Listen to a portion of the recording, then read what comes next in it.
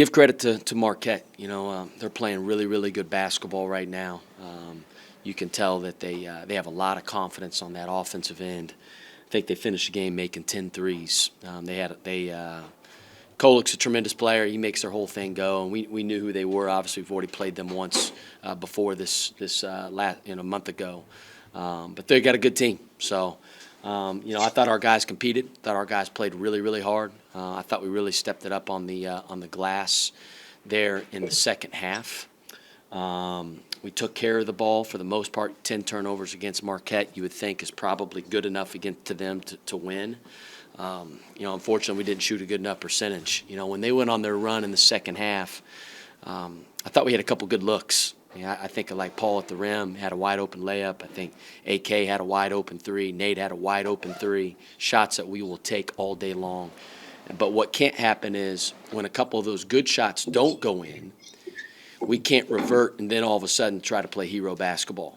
Because I thought the rest of the way, I thought our guys were forcing things on the offensive end, whether it was a shot or a drive that maybe wasn't there.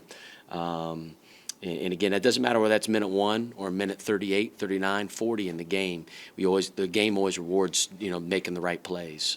And we don't have any selfishness in our locker room. I don't worry about that at all. But, again, the go-to guy for Xavier is going to be the open guy with our team, and I think we've shown that throughout this season. So we got to get better. Obviously, again, nobody's going to feel down for us or feel sorry for us.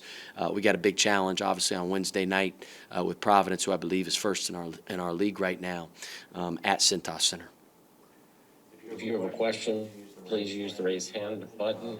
First question is Adam Baum.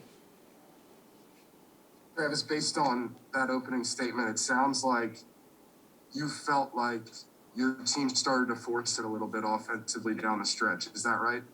Absolutely. Yeah, absolutely. I felt like, I have a few clips in my mind, and it wasn't just one guy that I thought, man, just weren't the right plays, and guys have good intentions, Adam, on our team. They're not doing it from a selfish standpoint. They're just trying to make something happen to help us win, but you can't do that, right? And again, because I felt like we had some wide open looks during that beginning of that stretch, that run that they went on. But we can't all of a sudden try to, put the team on your back and to victory. That's not how it works at this level.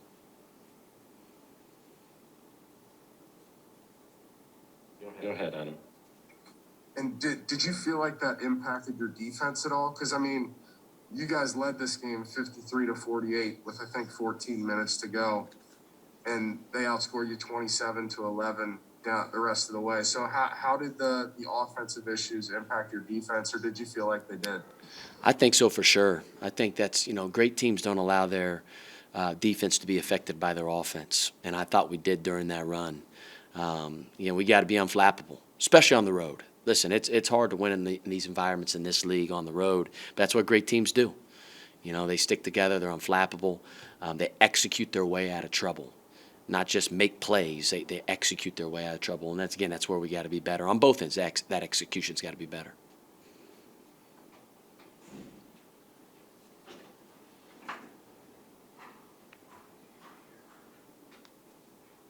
Adam? I felt like this game was a little bit different for you guys. I thought, like you said, you competed. It probably wasn't the cleanest start.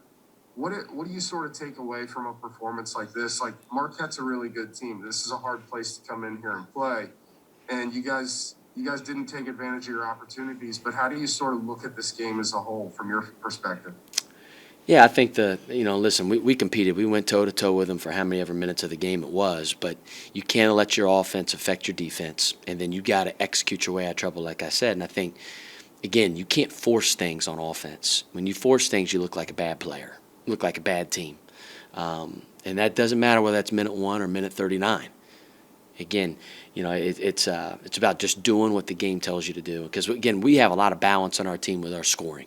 That's how we've been built, right? That's our advantage as a team. So we got to use our advantage to our advantage. And I think that can make us really hard to guard. Next question. Yes, that's you, Adam. Travis, the second half, the offense looked really good at the start. I think you guys started 6 for 6. You got off to a great start in that second half. At what point did you feel like it was starting to change offensively? Like, was it just the fact that shots stopped falling, or did Marquette sort of do something to take you out of your rhythm? What did you see there? Yeah, no, they kind of stayed the same defensively. They played one possession, I believe, of zone there in the second half, but we scored against it real quick. I don't think they changed anything defensively. We just got to play with great poise, right? I hate keep on using this phrase, but again, you got to do what the game tells you to do, and then you look like a great player. I think when we do that, then we look like a great team, and that's what makes us really hard to guard. You can't allow, again, a couple shots, good shots that don't go in, to all of a sudden then affect, your ability to make the right play. And again, our guys don't do it selfishly. I don't think, we don't have selfish guys in our locker room at all. But again, we just have to stick to the game plan the entire game, doing what the game tells you to do. Next question, Rick. Hey, Travis, you had talked a lot about your lineups and maybe potential changes after last game. How did you think the lineups went today? And I'm particularly interested in that lineup right before the end of the first half. It seemed like you really made a nice run there to get back into the game. Did you consider going to that lineup more in the second half, or what did you see from those guys? Yeah, I think every game's a little bit different. Like I said, it's funny. It's like I know probably fans make a huge deal about lineups and whoever starts. Listen, the minutes are the minutes. I think you're going to see the guys who've earned the most minutes get the most minutes, and some guys are more comfortable coming off the bench in their roles. And listen, I thought overall, a couple of our lineups were good tonight, but not great. Again, but I thought even during when they went on their run there in the second half, we tried different, going big, then we tried going small. Tried a couple different things, trying to figure it out to see if we couldn't turn the tide a little bit with our lineups, kind of, again, because I think that's the biggest thing for us, and it's our advantage. We have an ability to play small, we have an ability to play big, but unfortunately tonight, obviously, it wasn't enough. And again, no starting spots are in cement. I tell our guys know that. They know that. You earn your time in practice, and then I have conversations with our guys one-on-one, what they're comfortable with, and what's going to put ultimately I'm going to do whatever it's going to put our team in the best position to win, whatever that is. One more question for Coach. Adam? Travis, after a game like this, a game that I know you guys wanted to win, how do you use this to make your ball club better? Like, how do you use a defeat to turn something positive out of it? You have to turn something positive out. If you don't, then you're going to lose in this league. You will absolutely lose. Listen, we'll watch the film, and we'll see it as a team. We'll watch it with individuals. We'll watch it as a team. We'll get better from it. Again, we got to be able to flip this page very quickly. There are no off days for us. Like, we're on tomorrow. We're practicing tomorrow. We're practicing Tuesday. We got, like I said, Providence at our place on Wednesday night. Again, and they're not going to feel sorry for us. I don't know what they did today. I don't know if they won or not, but it doesn't matter. They ain't going to feel sorry for us, I can tell you that. So we got to stick together, and we got to learn from our mistakes, and we got to continue to get better.